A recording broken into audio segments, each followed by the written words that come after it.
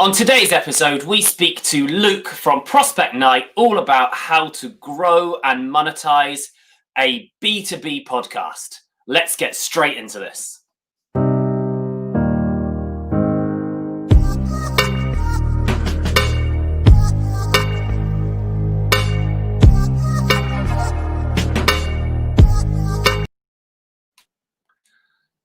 Guys, welcome back, or what's up, guys? I'm going to do as many impressions of YouTubers as I can today. See how many you can spot. I've done 2 already. Link in the comments if you know who they are. So an exciting week here at OneFinePlay. All sorts going on. Some new projects just starting to kick off. I think people are now really feeling the pressure of getting their content made and ready to be released in January. So we can really feel that internally in terms of momentum starting to pick up with interviews getting booked and research needing to be done on guests and that kind of thing. So exciting times here. On today's episode, I am delighted to be joined by a friend of mine, someone I've known in the industry for a while. He has a podcast that I wasn't involved in making, but I'm excited to find out more about and answer his questions. Connor, let's bring him in. Luke, how are you doing, man? Not too bad, buddy. Not too bad. How are you? Yeah, I'm good, thanks. So you're the first person on the show to give me conditions in advance, things I'm not allowed to say, things I'm not allowed to take the piss out of you about. I joked it was like you're the first person to want a rider. So I've got your bowl of blue M&Ms on their way to you, chilled at 31 degrees. That's perfect. That's all I asked for, mate. That's all I asked for. No problem. I was just thinking about it. Can you remember? Where we first met? I can. Do you know, I was going to bring this up. This was going to be my next line. Do it. Go for it. Okay, so Luke and I met when in quite a long time ago now. Must be like, Connor, it's all right. I'll do your job. I'll do all the settings and press all the buttons and put the ticker up. Anything else you want me to do? Do you need me to get you some chilled water delivered to your house as well? Or okay, I got it. It was a Rugby World Cup. It was the Rugby World Cup. I reckon it was like 2015. I was working on a job for O2, the phone company, running an activation in a pub in Twickenham, which is in the UK, where the major rugby games happen. So the biggest rugby stadium in the UK. Luke was, I think it's fair to say you'd had a couple of beers. A few. He'd had a few and then a couple more beers with a client, I think. Yeah. And we came up to me to the activation. We were making little videos of people. And you were like, yeah, I'll call you on Monday. I've got someone you should speak to. And you actually did. I did. I'm a man of my word. And that was Oren, who now works at Chelsea Football Club. Yeah. And I was lucky enough to then go on and do some work with him. And we stayed in touch. You were very kind when I went through what I refer to as the poor years. When I write a book, eventually they will be called the poor years. You put me up at the agency you were working at the time. Yeah. And then we just sort of gave me some desk space, which I very much appreciate. And then a couple of years ago, you decided to go it alone with your brothers and start an agency. And in the, what should we call it, the audience marketing space. So you've primarily focused on email marketing, paid media, and email marketing. Did I just say that? Email marketing. I know what it is. CRM. Email marketing, CRM, and paid media. So I'd imagine there's now going to be people who are going to love to hear more about that from you. But on your journey, I don't know where your inspiration came from, but you decided to start a podcast called The Audience Marketing Show. Am I right? Yeah. It's been going, probably pretty much since day one. So about just coming up to 2 years, probably. We've been going with it. And how is it going? Tell us a little bit about the story, the background of the pod. Yeah, it's an interesting one, actually. It's probably, it makes great conversation for this, really, because I know the last couple of guests you've had have had like established podcasts, whereas we're we're probably ripe for this sort of conversation because, as you sort of subtly said right at the start, James, we didn't opt to bring you in to help us with the podcast. When I said it, I didn't actually mean it in an inflammatory way, but because I am so inflammatory, people take everything to be a dig. But yes, but you did it you actually genuinely did it for sensible reasons, which was that your office is part of a community and there's a music studio that is masquerading as recording podcasts in that space, and it was good to support the local people around you. So I hear that. It was a studio next door, and we probably just went at it with probably what a lot of people do, and where a lot of people end up kind of sort of having those sort of challenges. We just ran into it. We were like, we know we need to do a podcast. Let's do it. I'm sure it'll be great. Me and my two brothers, an older brother and a younger brother, we're going to talk about marketing, and it's going to be wicked, and it's going to be the next kind of like Gary V. We didn't think it was going to be the next Gary V, but we did. We kind of went into it quite sort of naively in a way and just said, let's do it. And the episodes we've created are wicked, in our opinion. The content, the discussions we have, the things we talk about, the quality of it, all of that sort of stuff is we're really pleased with. I guess probably where we're at now, which I imagine a lot of people get to, is not necessarily not knowing how we kick on. Like, what's the next step? Like, are we doing things right now? That's why I had some questions I was going to ask you about, sort of like formats and like lengths, and just ultimately what makes what in your opinion makes a good podcast. But then I think that's only half the battle, and we're probably fortunate enough because being a marketing agency, we know how to market things. But what we've never done is we've never marketed podcasts.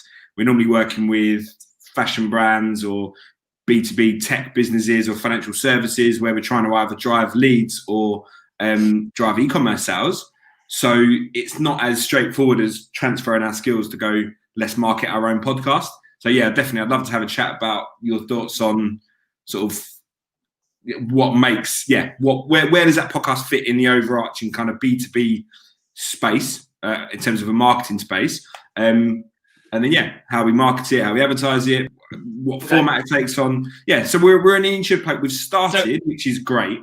So what's now need to kick on. So what's the premise of the show? Because your two brothers, Reese and Marcus, join you on the podcast. Is that right? Yeah. So I guess it's probably fair. It's probably sort of safe to say that quite naturally, we didn't really plan it, but I kind of host it, and I sort of kind of guide the conversations. We always have a topic. Because you're the good-looking one. No, believe it or not, I would happily admit that my brothers are the better-looking ones. I've got the best beard, though. You got the best beard. So you lead it, and then you have guests, or you don't have guests, because you have a really unique. Like, we always talk about 3 elements of a good quality podcast. One, it's like a triangle, a bit like your fire triangle for podcasting. One is creative bravery. So you need to be doing something ideally that is greater than just an interview. Number 2, you need commitment to audience development, which means that you need ways and essentially to have thought about how you're going to grow your listener base in more ways than just Instagram posts. And number 3, you need to develop your characters. So you need strength of character, which is obviously something that takes a bit of time and experience, and people become more comfortable in front of the camera. But I would say that you have the skills and the resource for all 3, because you should be able to grow your audience, because that's what you do for a living. We'll come back to why you think there's a difference between a fashion brand and a podcast, because I can't see it. Secondly, you have a USP, which is your 3 brothers, which is interesting and different. And you have strong characters. I've met all 3 of you, and as you say, Reese is definitely the pretty boy, Marcus is the one with the knowledge, and you're the one with the charisma, which is kind of, I think, fair in terms of how you run the business anyway, but also would flow quite well in podcast format. And that sort of leads you to have the creative bravery of recording something that's different using that as your hook. So I think you've got all the elements there. You just need to quadruple down on them, as our man GV would say. Yeah, and I think that's fair. And I guess it's probably Connor, what are you smiling at? What's probably Connor's having wait a second. What are you giggling at? I'm just I love your adoration for Gary Vee. You bring him up. He's your idol. I'm glad it's clear and obvious. Yes, this is true. Massive fanboy. Yeah, you got to be a fan of someone. And have you? Are you aware that Casey Neistat has gone back to daily vlogging? It was such a great day on Friday, whenever it was when he announced it. Going to be back on the skateboard. He's uploaded 3 times in 3 days. What more can you ask for? Anyway, back to the show. I love how you can just boot Connor out and bring him in. Yeah, I like it. Yeah, I mean, what I was going to say there is, you mentioned about sort of like quadrupling down. I like how you've moved it from doubling down to quadrupling down. Is one of my big sort of questions is, and I think let's go back to talking about like what you just mentioned about in terms of how like developing a podcast and what it is, what the format is. Then obviously you've got the marketing side, but the first bit I think it's probably easy to say quadruple down on your podcast, do loads, just really go into it head first. In your opinion, how does one measure the success or the impact of a podcast? Like for us, for example, as a marketing agency, we want to meet other business owners. We want to meet people that work in marketing agencies or own businesses that obviously have marketing requirements. We want to meet those people. That's the ultimate goal of all of our marketing. And I have my opinions on this, where do you see a podcast fitting in that? And how do you measure its success? So I think that's a great question. How do you measure the impact of your podcast? It's the first time anyone has asked this on this show, so that's great. I don't think that when I say quadruple down, I mean do more, make more. I definitely don't think that. I mean, I think one of the biggest things that stands out to us as an agency, especially the more I've been doing this, the more people I've been meeting, is we go, as an agency, when we're making a show, we go slower and do less for lots more money than most people do. Like, the solution is not just volume. The solution is make good quality stuff that has an actual plan and has a narrative that ties your episodes together. So this is not related to this question, but I think that is an important thing, is that you make good quality. This is not a case of making noise. Make stuff that's awesome. I think that you'll know when your podcast is having an impact, but I think you have to be realistic about how much impact it's going to make. And I know everyone says it and it's become cliched, but it isn't about follower numbers. It isn't about how many people are, like, how many downloads you can see. It's got nothing to do with that. Your metrics can be totally different. So as an example, Tom Ferry from Stakester came on episode, I don't know, 3 or 4 of this show and shared his story of, he was on episode 3 of this show. He came on and told his story of starting the Back Yourself show. He only gets a handful of listens. I mean, probably fewer than 100 an episode. But the impact of that was that he had a really engaged audience of people that listened. He would get messages from people reaching out to him, and he's raised capital for his business from that show. So he knows it's having an impact because the 5 people that he actually needed to listen to it, got in contact, and something happened. I can tell you from this show, we haven't really started marketing this show at all yet. We wanted to get a bit of momentum. I think this is episode 10 and we'll start pushing it from here. But it is incredible how many people have reached out to me about, or seen the show and noted it and reached out and said, seen what you're doing, love what you're doing, amazing, could never do that myself, keep going, it's great. Like, so that I know it's having an impact because I can sense it, because I can just, you've just got that like subconscious taste for is it working. And I think it's exactly the same, having been in this boat. When it's not working, you know when it's not working. And the downfall is that people just go, oh, we'll just make another episode and we'll do 2 Instagram posts this week and not 1. That is not, that's not the solution. So I think there are very obvious things out there. There are download numbers. There are follower numbers. But then there's also people messaging you and an influx of new inquiries. Like, this is now episode 10 and it's taken 2 weeks for it to start to trickle through. Yeah. But, you know, so I think you can tell when it's having impact. What do you think? No, I think that's spot on. I think the reason, as marketers, we struggle.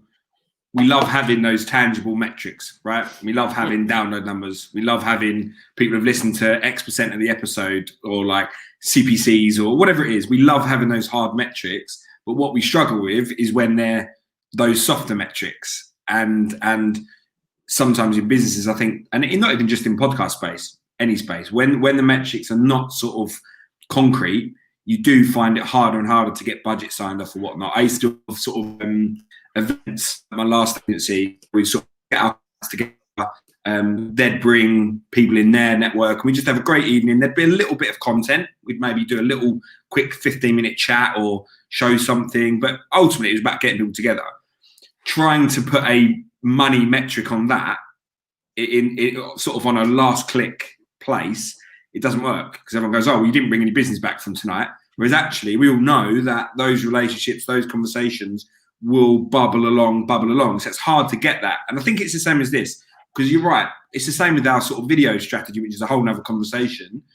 You feel like on LinkedIn, oh, I've had 1 like on this post, and you're like, well, that flopped. Whereas actually, when you meet people and you chat to them, they're like, oh, you know what, I really enjoyed that video.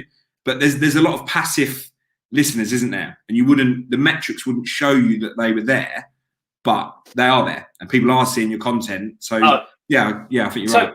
Totally. So I think I totally agree with you on that. I can give you 2 metrics, 2 really interesting things, both completely genuine. I just checked one. Yesterday, I live streamed this show on Instagram. At the moment, it's only going out on Facebook and YouTube, and we're waiting for LinkedIn. We're waiting for LinkedIn approval. LinkedIn Live says it's going to take 6 weeks, and I think that will be good. But people aren't hanging around on YouTube. Like, we've got no one watching us on YouTube right now because people aren't hanging around on YouTube like I do for the next live. And we've only got, a community of 30 people, and we're not promoting it like, we need, the next thing to do is to start promoting that they're coming up and that we're going live. But I yesterday streamed it on Instagram because it was just me talking, because we've got a technical problem with you can't stream from Streamyard, which we're using, onto Instagram because it would cut both our heads off because we're going from horizontal to vertical. I don't know how we get around that. But anyway, I had 38 new people follow me yesterday within 12 hours of doing that, which is mental. Yeah. And my LinkedIn profile views last week were up 388%. Wow. And makes a difference, doesn't it? I can tell you it's from doing this, because it's, it's some first connections, people having a look, but it's also definitely second connections too. So, yeah.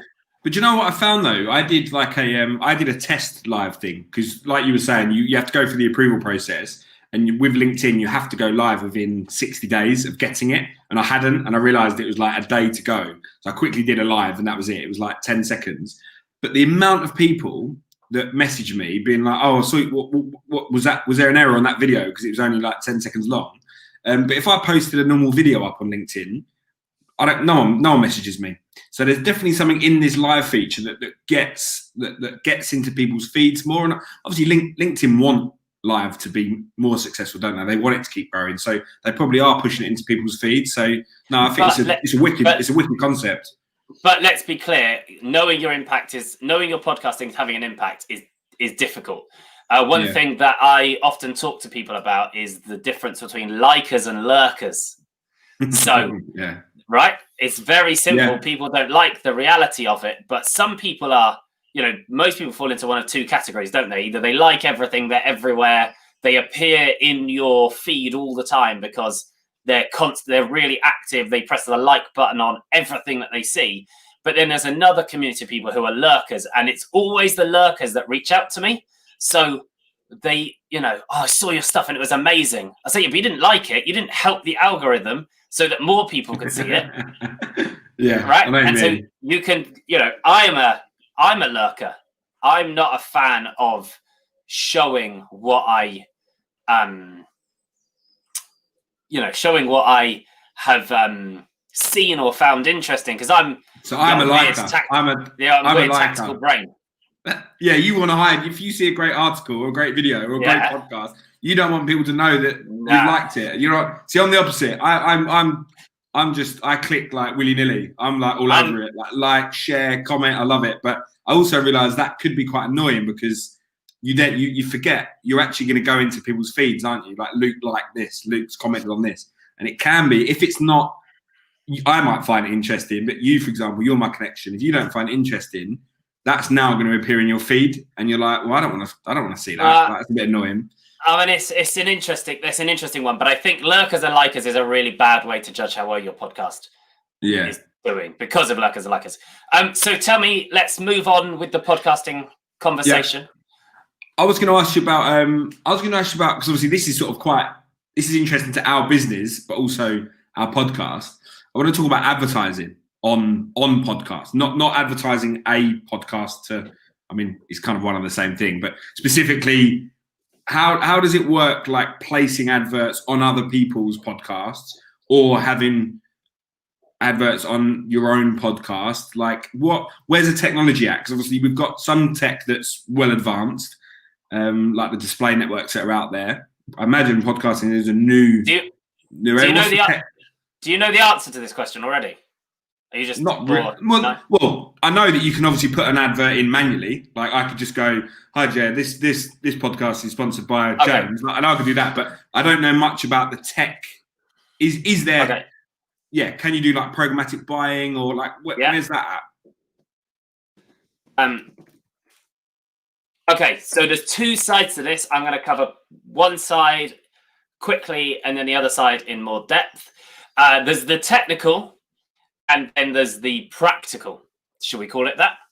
Okay, from a technical perspective, you've got two choices. You can do what we call bake it in, or dynamically or programmatically insert adverts. Baking it in means it's there forever. So I say at this point, thanks so much to Prospect Night for sponsoring this episode. They are the go-to guys for your email marketing. They make a world of difference to my podcast. They've been kind enough to give me a discount code of Luke. So if you use I love Luke at checkout, you'll get 15% off. That is a baked in ad. It's not coming out. It's going to be in here now and in 5 years' time. The other option is to use dynamic ad insertion. It's sometimes called DAI. It's sometimes called programmatic ad insertion. You need to be very specific about who you host with, because some hosts offer access for you as a user to run your own dynamic ad insertion, but I would say the majority like to control it themselves for some reason. I don't quite understand. Well, I obviously do understand, but it seems very small-minded to me. So if you're looking to run your own dynamic ads, Simplecast and Spreaker are really good choices in the UK. Megaphone is a great choice in the US. If you're going to join, hit me up for an affiliate link. I'll get you one. I must be able to make some money out of that somehow. I'm joking. But yeah, what it does is it means that instead of putting that ad in there forever, you just put a tag in your content where you want an ad to appear. And then when it downloads that podcast, it goes and looks for your current list of ads, which is a separate audio file that you've uploaded, and it inserts whatever it can find. And then those little ads, you can control where they get placed. So you can control how many times, how many impressions, where in the world. You can get, a situation where if someone has heard one ad, then it plays a second. All the kinds of things you'd expect from programmatic ads. And that's how we monetize podcasts at scale, because you're essentially creating digital billboards, and then you can sell that space over and over again. Yeah. There are three ways for a show of your size. There are three ways in which so that's the technical. from a practical perspective, there are 3 ways in which you can really get involved in audio advertising per se. 2 seconds. It's really interesting. It's an interesting one because I mean, it's not. I thought it would be how it would work. It's no different to display advertising or doing pre-roll on YouTube, because even YouTubers will do the same, won't they? Some people will bake in. It's going to be my new favorite word. Some people will bake in the advert at the start of their video, won't they? And then you watch the video from 10 years ago, and the ad will be completely irrelevant. So on YouTube, it's complicated, right? Because of how YouTube works and the scale and the money involved. So a big YouTuber will, they run pre-roll and post-roll and mid-roll ads through YouTube display network, but they're getting like 8 cents on the dollar, whereas they can go to Squarespace and do a direct deal and then bake that in the middle of the ad and get 100 cents on the dollar. So that's why you see baked in ads inside content, and then YouTube can't find them, so they don't get right. Anyway, that's a whole nother conversation. But the practicals of audio advertising for someone of a podcast of your size, you've got 3 routes to market. Number 1, which is absolutely the most fundamental way to grow your podcast audience and have an impact make your podcast have an impact at scale, is to collaborate with other creators. So you reach out to a show of a similar size in a similar space. So you could reach out to, I don't know, Tom let's say Tom at the Back Yourself show, because he has a show which has got entrepreneurs and startups listening to it. And your show is about marketing for primarily startup businesses, and you're targeting a similar kind of person. And you say, hey, Tom, how about we trade ads inside each other's shows? We give each other a shout out, because neither of us has the audacity to think that the listener is only going to listen to my show a week. In fact, because I'm only putting out 1 episode a week, and so is Tom, I know that they're going to listen to more than one. And it wouldn't be great if we were a fan of both, or if they were a fan of both. So you try and share each other's communities. It's essentially like creating a little mini network, or a pod on LinkedIn, as they're called, but a pod of pods, as it were. So you self-curate. So you and I find each other somehow through probably a portal, like there's one at the moment called Audrey.io. You can create a show and you can link yourself to other people. There's another one called Wildcast. OneFinePlay may or may not be releasing a feature like this in the near future. And you can connect and find shows of a similar size, and then you basically just say, look, do you want to trade an ad? I'll shout you out for a week, or I'll put you in my next episode, or whatever. The chances are, because you're probably not running dynamic ad insertion, that you're going to have to do it baked in, but that's not that much of a drama really at your level of listenership, because it's probably going to be relevant. And you just say in the middle of the conversation, guys, just want to take a minute to tell you about my friend Tom over at the Back Yourself show. He's got an awesome podcast all about how to get involved in startups, how to raise money, what to do when it comes to starting to finance your business, equity share. He talks to investors and startup entrepreneurs all about that space. I know he would love to hear from you. You can find him at backyourself.show. Anyway, on with the show. And then he does exactly the same in his show about you. So that's the first way. The second way, more expensive, but also interesting, is to create a 30-second spot ad or a 60-second spot ad all about your show, where you go, hey, it's Luke, Marcus, and Reese here. We're from the Audience Marketing Show. We talk every week about blah, blah, blah, blah, blah, and we'd love you to have a listen. And then you take that ad and you run it as if it was a Facebook ad in audio networks. So you could approach any of the ad exchanges, or maybe Spotify or whatever, and you can buy up, like, even if it's the cheapest is always going to be post-roll, because that's at the end of your show and people don't necessarily listen to that as much. Buy up post-roll ads. That's what OneFinePlay is going to do to promote this, to promote some stuff it's got coming up. Is going to buy post-roll, because I know it's cheap, but I know people will still listen to it. And I know that I can hoover up a bit of the additional marketing, like by partnering with a creator, If I go to Sam at Sam Talks Technology, who was on the show last week, and he gets 7,000 listens, I know that if I support him by buying some post roll, he'll also give me a shout out on his socials, and that's going to help, right? Yeah. So that's the second way of doing it. And the third way is to guest on other shows, like to come on here, and you're starting to infiltrate my network of awesome humans, and you never know who might be looking to build CRM marketing or email marketing, or maybe run some paid ads. You don't know, right? So, and the reason that you do it this way and not through socials, because obviously, and I'm not trying to take business away from you, but paid social advertising for podcasting is complicated, because it's a bit like running an ad for a golf club against people you don't necessarily know play golf. Yeah.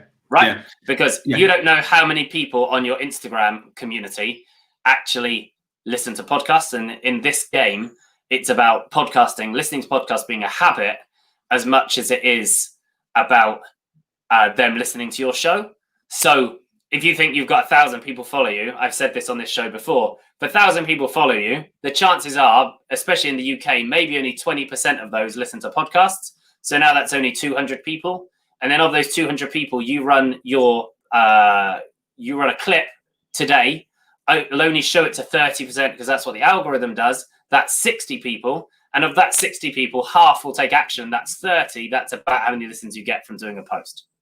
Yeah. Right. So to pay to do that is nuts. Whereas if you run an ad in a podcast, you know that 100% of the people that listen to it already listen to podcasts. Yeah. And that's what I meant at the start in terms of it is, I know you disagreed, but it is very, advertising a podcast is different to advertising a pair of trainers, because if we're looking at a fashion brand on Facebook, we know they're on Facebook, and then we can use various layers of targeting to find the people, whether it's interest, whether it's lookalikes, whether it's remarketing. We're confident that we're targeting the right people, but I think you hit the nail on the head there. If you wanted to get technical about it, you could run your ad against Joe Rogan fans or against Gary Vaynerchuk fans, right? So it is viable to do it on LinkedIn, Facebook, but I'm just sort of trying to make this simple. I don't want to mislead people by smashing money on. And that's the thing, and it's not. I mean, we've tested it. You've got the one side of it. You've got and it's the same with all ads. You've got the targeting side, haven't you? How you get that down, and what you've just been speaking about, advertising on a platform that you know people are already listening to it. You've got that captive audience, makes complete sense. The other side, which is probably where we also struggle for ourselves, is the creative, the asset side. So in terms of again, this is where in our experience, it's something we're not used to, is creating an audio ad. That's not something we've done for ourselves before. So, you know what I mean? So like creating the assets behind the promotion of a podcast. You're like a walking, new world for us. You're like a walking, talking audio ad. True. No, you're right. Yeah, and I think it goes back to what you said. A lot of it, I think, it's probably overthinking it, really, isn't it? Overthinking it and going, or just breaking down what you're actually, trying to do. If you can write copy, read it out, put a jingle underneath it. It's just, a lot of it's about confidence, I guess, isn't it? Luke, I'm conscious it's 9:49. Connor is saying we've been talking for half an hour, and whilst this is absolute gold, he knows that we've both got new business calls in 11 minutes. Have you got one more killer question for me? Well, my actual killer question, I was going to ask you what your favourite podcast was. Oh my God! I'm sure you get asked that every single day. I don't get asked that every single day. I think podcasting is a subculture built up of subcultures, and therefore it's a really difficult question to answer, because things I'm interested in are not things that you're going to be interested in. So I'm going to answer this in 3 ways. Number one, my favorite personal podcast is probably a podcast called I Am Talk, which is all about what's going on in the Iron Man community. Now, I wouldn't recommend you to listen to that. You'll probably find it a little dry, unless you love long distance triathlon. No, I'm more of an Olympic distance triathlon. Oh, yeah, I know. I thought as much. My favorite podcast that I think is beautifully made and always inspires me is called Zigzag. Yeah, I've listened to that. Yeah.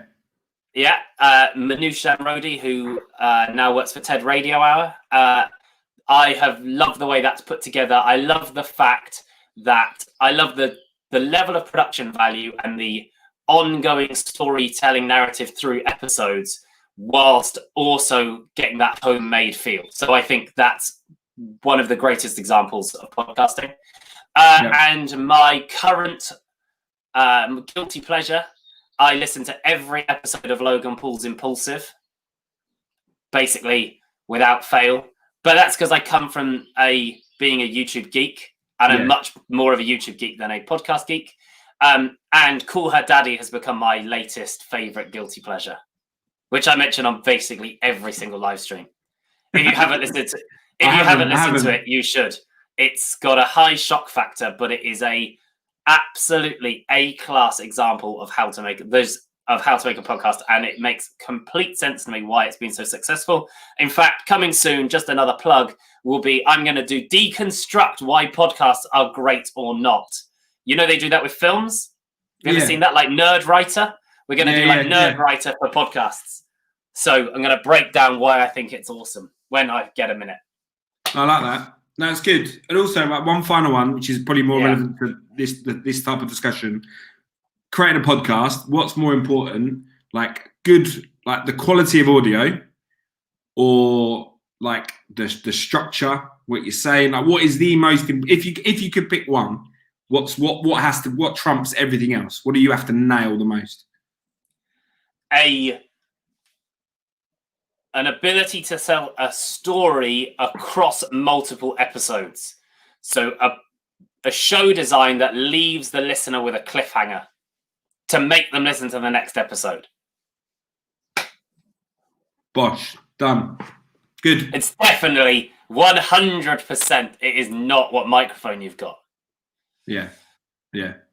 Which a lot of people fall into that habit of, don't they? Like I've spent the amount of hours I've probably spent researching what audio equipment we could get for our new office.